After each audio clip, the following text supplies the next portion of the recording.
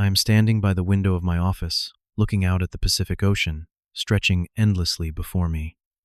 The water is impossibly blue today, almost transparent near the shore, deepening to sapphire farther out. Behind me, my phone buzzes. I glance at the screen. Unknown number, but the area code is familiar. Oregon. Home. My chest tightens before I even swipe to answer. Then I hear her voice. 8 years. 8 years since we last spoke, and my mother sounds exactly the same. Ellis, I heard you own a resort now. We need rooms for the family reunion next month. No hello. No how have you been. Just need. 8 years of silence, and now they needed something. Before I dive into how I got here, I would love to know where you are watching from. Drop your city or country in the comments below. And if you are someone who has ever felt left out by family, hit that like button. You are not alone in this. Do not forget to subscribe, because what happened next? Well, let us just say, justice has a funny way of coming full circle. Now, let me take you back to where it all started. I grew up in a small town in Oregon, the kind of place where everyone knows everyone, and your last name carries weight. My family was solidly middle class. Respectable. My father worked as an engineer, my mother taught elementary school. We had a nice house on Maple Street with a big backyard and a golden retriever named Biscuit. Sunday dinners were mandatory. Holidays were elaborate. From the outside, we looked perfect. There were 3 of us kids. Brandon, the oldest, was the golden child from day one. Straight A, student varsity football captain, accepted to medical school before he even graduated college. Then came Harper, 2 years younger than Brandon, equally brilliant. She devoured law books, the way other kids read comics. She won every debate competition, every mock trial. My parents beamed when they talked about them. Our son, the doctor. Our daughter, the lawyer. Then there was me, Ellis, the youngest, the one who did not fit the mold. I was not a bad kid. I got decent grades, stayed out of trouble, had friends. But I was different. While Brandon studied anatomy and Harper memorized case law, I was fascinated by people, by what made them comfortable, what made them feel welcome. I would rearrange my bedroom to make it cozier. I hosted elaborate sleepovers where every detail mattered, from the snacks to the playlist. My friends always said my house felt like home even more than their own. The person who understood me was my grandfather on my mother's side, Grandpa Joe. He was this weathered man with kind eyes and calloused hands from years of construction work, but he had a gentle soul. When I was 12, he took me on a trip to California, just the 2 of us. We stayed at this little resort in Carmel. Nothing fancy, maybe 30 rooms total, but it was magical. The manager, a woman named Patricia, greeted every guest by name. She remembered that Grandpa Joe liked his coffee black with 1 sugar. She noticed I was fascinated by the ocean and gave me a book about marine life. That night, sitting on the balcony with Grandpa Joe, I said I want to do this someday.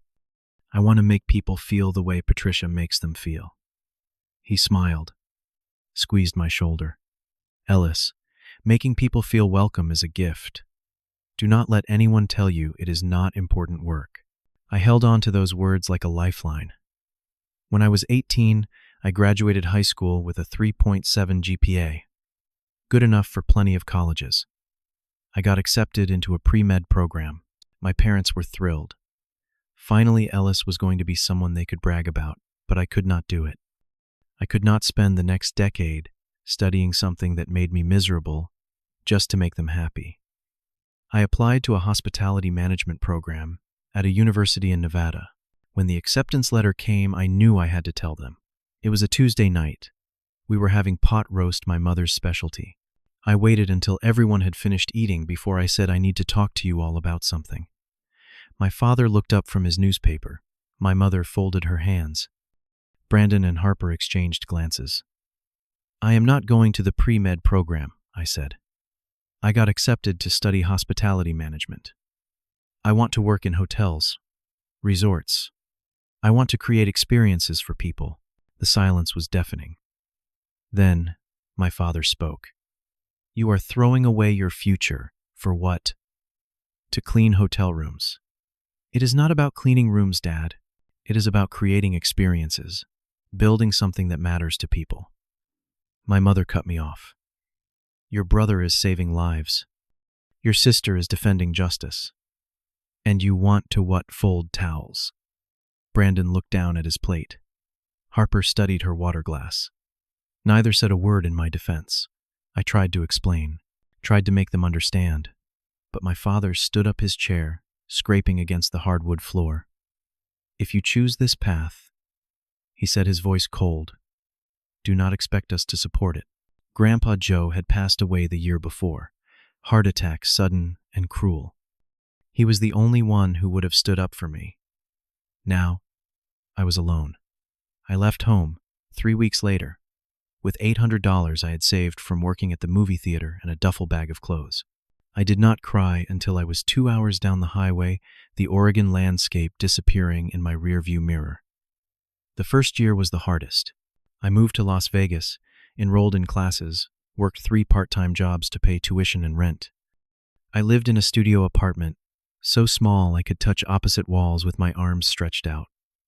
I ate ramen and peanut butter sandwiches. I studied until my eyes burned. But I was free. I was choosing my own life. I tried to maintain contact with my family that first year. I really did. Thanksgiving rolled around. I called my mother. Hey, Mom. Just wanted to check about Thanksgiving. What time should I come over? There was a pause. Well, we are having it at Brandon's new place. It is quite small, you know. Maybe next year. My stomach dropped. It is okay, I can sleep on the couch or something. Another pause. Let us just see how things go, Ellis. We will talk later. We never talked later. I sent a card. No one responded. Christmas was worse. I did not even get a call. Instead, I saw the photos on Facebook. My entire family gathered around Brandon's tree, laughing, holding champagne glasses. The caption read, Perfect family Christmas, with our doctor and lawyer. So proud. I commented. Looks lovely. Miss you all. No one replied. The second year Harper got engaged, I received a wedding invitation, but it arrived only 2 weeks before the ceremony. No phone call, no warning, just a cream-colored envelope with formal calligraphy. I was not in the wedding party. Brandon was the best man. Our cousin Jessica was maid of honor. I was just another guest. I flew back to Oregon anyway. Spent money I did not have on a plane ticket and a decent suit. At the reception, I sat at a table in the back corner with distant relatives I had met maybe twice. When people asked what I did, I said I was studying hospitality management. The response was always the same. Oh, that is nice. Then they would turn away, find someone more interesting to talk to. My father did not speak to me once the entire night. My mother gave me a brief hug and said, So glad you could make it, like I was a neighbor dropping by, not her son. I left early. Cried in my rental car in the parking lot of a Denny's off the interstate. Years 3 through 8 blurred together in a painful pattern. Birthdays came and went without phone calls. I graduated from college with honors. No one came. I posted the photo of me in my cap and gown on social media. 43 people liked it. Not one of them was family. When my grandfather on my father's side passed away, I found out 3 days after the funeral. I saw the obituary online. I called my mother, my hands shaking. Why did no one tell me? We did not want to bother you, she said, her voice distant. You are so busy with your career. It was not a career yet. It was a series of jobs, each one slightly better than the last. Each one teaching me something new. I called one more time during year 5. I tried to bridge the gap. Mom, I miss you. I miss everyone. Can we talk? Can we fix this, Ellis? She said, and I could hear her exhaustion. Maybe it is better if we have some space. When you are ready to be realistic about life, we will talk. I never called again. I poured everything I had into work. Every ounce of pain, every moment of loneliness, every tear I shed in my cheap apartment, it all became fuel. I worked harder than anyone else, learned faster, cared more. After graduation, I applied to 53 positions across the Southwest. I got 49 rejections, 3 interviews, and 1 offer. Front desk agent at a small resort in Sedona, Arizona. $13 an hour, night shift, weekends required. I said yes before the manager finished the sentence. The resort was called Desert Vista. 90 rooms, a pool that had seen better days, a restaurant that served mediocre Southwestern cuisine. It was not glamorous, but it was mine. My first night on shift, a couple checked in around midnight. They were in their 70s, gray-haired and holding hands like teenagers. The man had tears in his eyes when I asked if they were celebrating anything special. 50 years married today, he said. We wanted a room with a view, but I messed up the reservation, forgot to request it. I looked at the system. We had 1 premium suite available, twice the price of their standard room. I made a decision that probably broke protocol. I upgraded them for free, went to the gift shop with my own $20, bought a bottle of cheap champagne and 2 plastic flutes, brought it to their room with a handwritten note. Congratulations on 50 years of love. The next morning, they left a $100 tip at the front desk with a note. For Ellis, who reminded us that kindness still exists, and they left a 5-star review online specifically mentioning my name. My manager called me into his office. I thought I was getting fired. Instead, he said, "Whatever you did, do it again." That is the most genuine review we have had in months. 6 months later, I was promoted to assistant manager. A year after that, operations manager. I was 24 years old, running a 90-room resort and loving every exhausting minute of it. But I was alone. Every holiday, every birthday, every moment that should have been celebrated, I spent working. I took double shifts so my coworkers could go home to their families. I ate Thanksgiving dinner at Denny's. Spent Christmas Eve answering guest complaints. It hurt, but the pain became something else. It became drive. I read every book I could find on hospitality, on customer service, on business management. I took online courses in marketing, finance, operations. I networked at industry conferences, often the youngest person in the room by a decade. I learned that being underestimated was an advantage.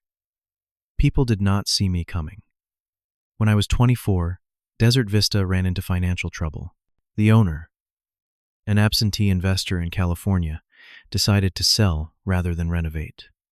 The property was struggling, outdated, losing money every quarter. But I saw potential. I saw what it could become. I did not have money for a down payment. I had maybe $45,000 saved from 4 years of living like a monk. But I had something else. I had a vision and the skills to execute it. There was a guest who stayed with us regularly, Mr. Lawrence.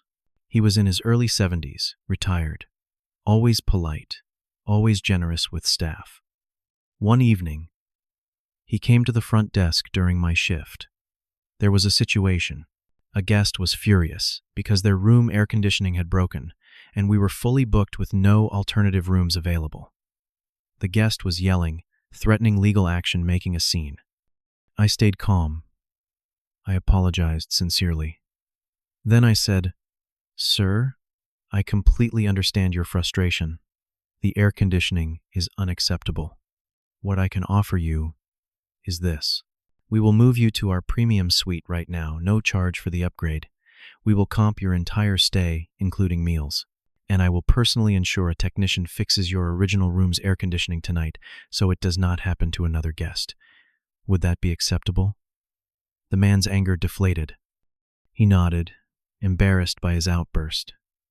I handled the transfer myself, helped carry his luggage, made sure everything was perfect. Mr. Lawrence watched the whole thing. When the guest left happy and apologetic, Mr. Lawrence approached me. "That was impressive," he said. "Most people would have just escalated the fight."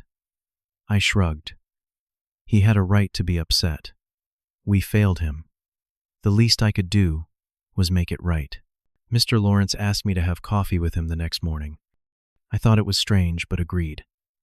We sat in the resort's cafe as the sun rose over the red rocks of Sedona. He asked me about my life, my background, my goals. I found myself telling him everything. The family that cut me off, the years of loneliness, the dream of one day owning my own place. Why hospitality, he asked. You are clearly intelligent. You could do anything. I thought about it, because I know what it feels like to not belong anywhere. I want to create places where everyone feels they belong. He went quiet for a long time, staring into his coffee. Then he said, I lost my son 10 years ago. Car accident. He was 32. Before he died, we had a fight. He wanted to be an artist. I told him to get a business degree, get a real job. He listened to me, spent 10 years miserable in a corporate office. The night he died, he was driving home from a job he hated. I never got to tell him I was wrong, that I should have supported his dreams, not my expectations. I did not know what to say. I just listened. Mr. Lawrence looked at me. You remind me of him. That same fire, that same certainty about what matters. I will invest in you, Ellis.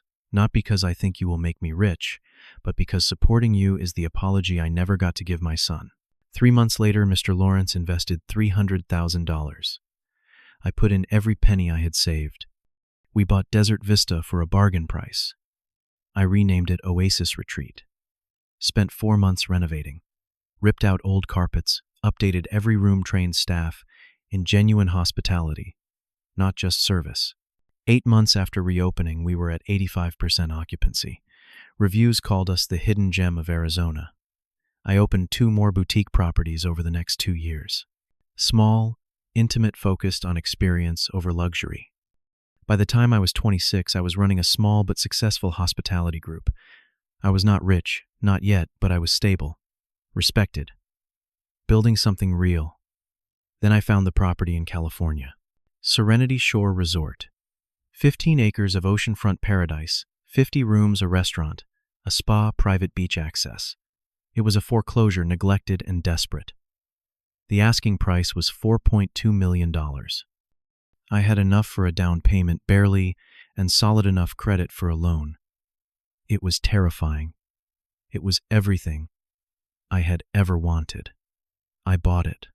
Spent 6 months renovating, pouring my heart into every detail. Eco-friendly design, locally sourced materials, staff trained to treat every guest like family. We opened to a sold-out first month. Within 3 months, we were booked solid 6 months in advance. Travel magazines started calling. Awards started coming. I was 28 years old, owner of a luxury beachfront resort, and I had done it all without my family's help, without their approval, without their presence.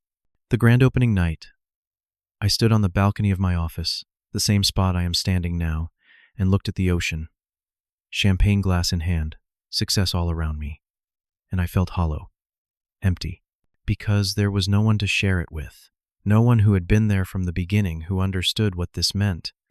I thought about my family, wondered if they knew, if they cared, if they were proud. A week later, my phone rang. Brandon. I almost did not answer. We had not spoken in 8 years. Hey, Ellis, he said, his voice awkward. Mom saw something about your resort online. Looks nice. My heart raced. Yeah, I have been working hard. How is everyone? Good. Listen, we are planning a family reunion this summer. Mom was wondering if you could get us a group discount at your place. I felt like I had been punched. You are calling to ask for a discount. Well, yeah. Family rate, you know. We would need about 12 rooms for 2 weeks in July. Brandon, I said slowly, we have not talked in 8 years. Not once. And the first thing you ask me for is a favor. Come on, he said, defensive now. Do not be dramatic. We are family. I hung up. My hands were shaking. I sat in my office chair and cried for the first time in years. Not sad tears, angry ones, disbelieving ones. They had not wanted me when I had nothing. Now that I had something, I was suddenly useful again. I did not call Brandon back. I did not reach out to anyone. I focused on work, on my guests, on the business that had become my life. A week passed. Then my mother called. Ellis. She said, no greeting, no warmth. I heard you own a resort now. We need rooms for the family reunion next month. Hi, Mom, I said, keeping my voice steady. It has been a while. Yes, well, we have all been busy. So about the rooms. July 15th through the 29th. We need 12 rooms oceanfront if possible. Brandon said you would give us family rate. I pulled up my computer, opened the reservation system. July was completely booked. We had been sold out for 3 months.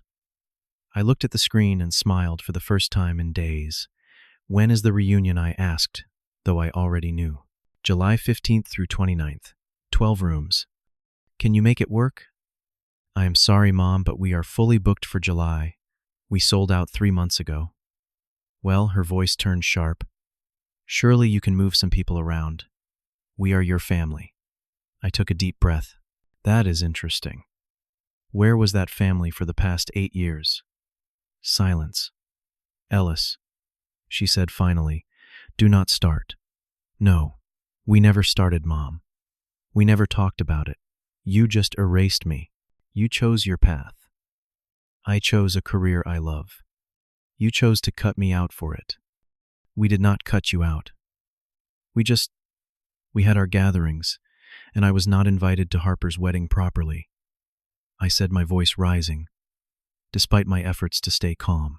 I found out about Grandpa's funeral after it happened. No one called on my birthday.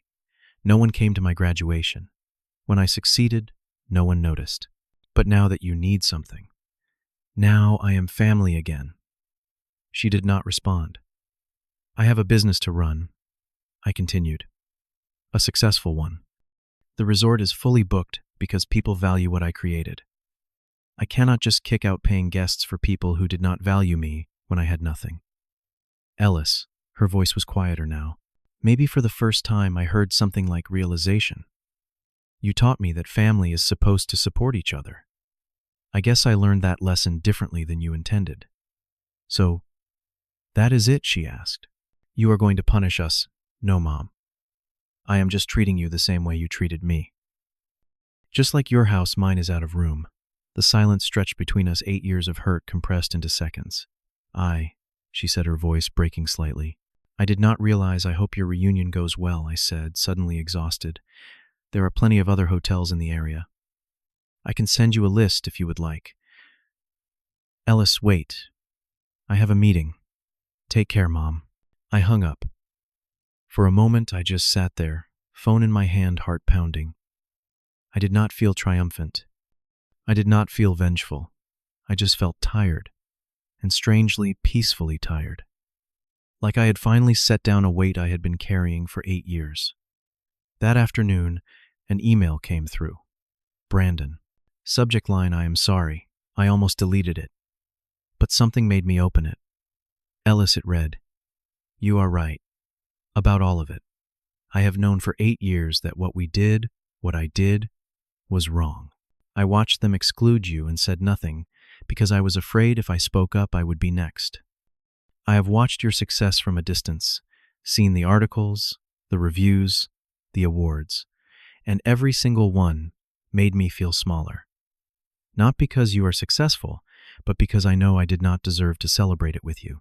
I am not asking you to let us stay at your resort. I am not asking for anything except to say this. I am sorry. You were always braver than any of us. It took me 8 years to say that. I am ashamed it took this long. I read it 3 times. I did not reply. But I did not delete it either. That evening, I walked along the beach.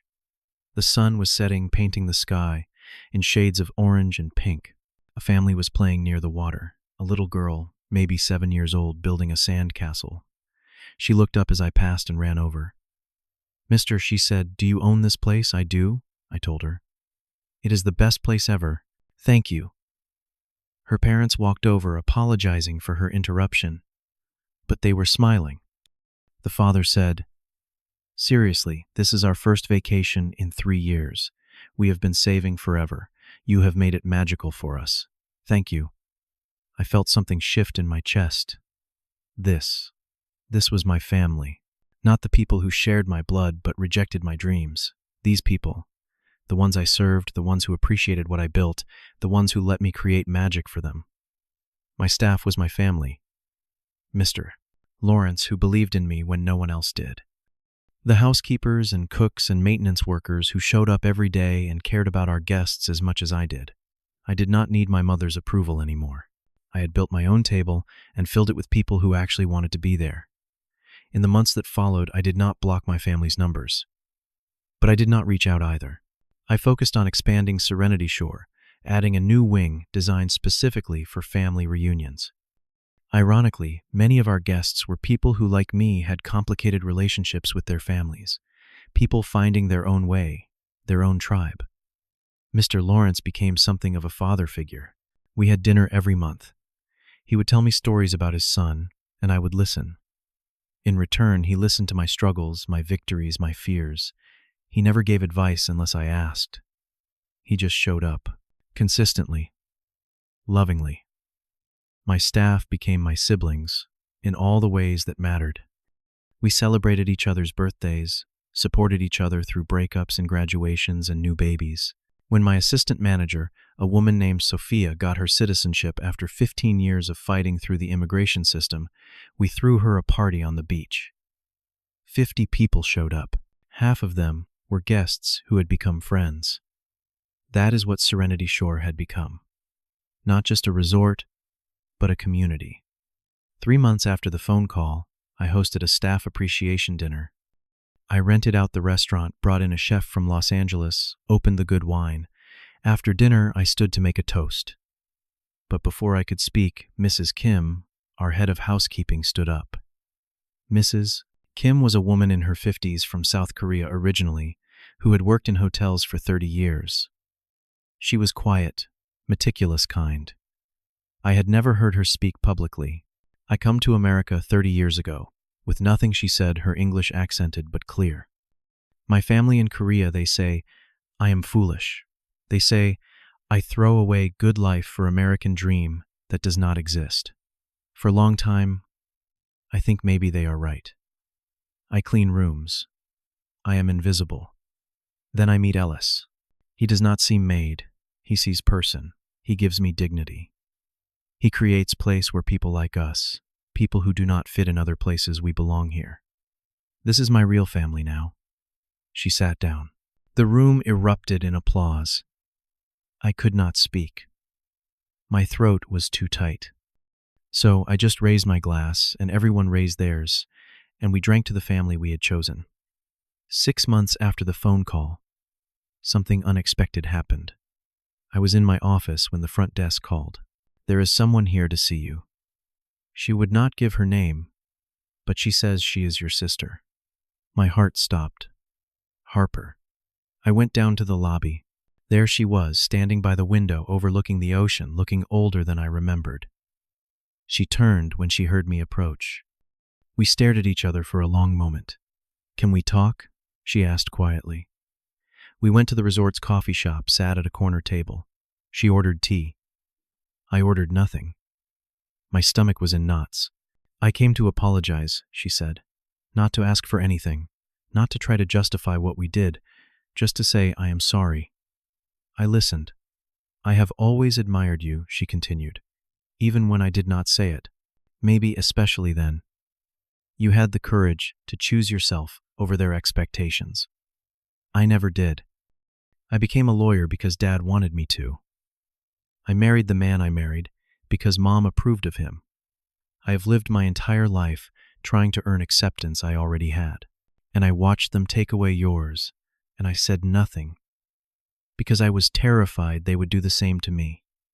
She looked at me, tears in her eyes. After Mom told me about the phone call, about what you said, I realized something. You are the bravest person in our family, and I have been a coward. We talked for 3 hours. She told me about her life, her struggles, her regrets. I told her about mine. It was not a full reconciliation. 8 years do not heal in one conversation, but it was a beginning. Before she left, she hugged me. A real hug, not the polite kind. I am proud of you, she whispered. I should have said it years ago. A year has passed since that phone call from my mother. Serenity Shore is thriving beyond my wildest expectations. We won Best New Coastal Resort from Travel Magazine. We are booked solid for the next 14 months. I opened another property in Hawaii last month. Brandon and I have met twice for coffee. The conversations are awkward, stilted, but they are happening. Harper comes to visit every few months. We are rebuilding, slowly, carefully. My parents have not apologized. I do not know if they ever will. And I have realized that is okay. I do not need their apology to move forward. I used to think family was everything. That blood was thicker than water. But I learned the full quote. The blood of the covenant is thicker than the water of the womb. The family you choose. The people who show up, who celebrate your wins, who value you, not for what you can give them, but for who you are. That is the family that matters. I do not hate my parents. I do not even resent them anymore. They taught me the most valuable lesson, that my worth is not determined by their approval. I built something beautiful, not to prove them wrong, but to prove to myself that I was right all along. Creating spaces where people feel welcome, where they belong, where they are valued, that is not just important work. It is sacred work. When my mother called that day asking for rooms, I could have said yes.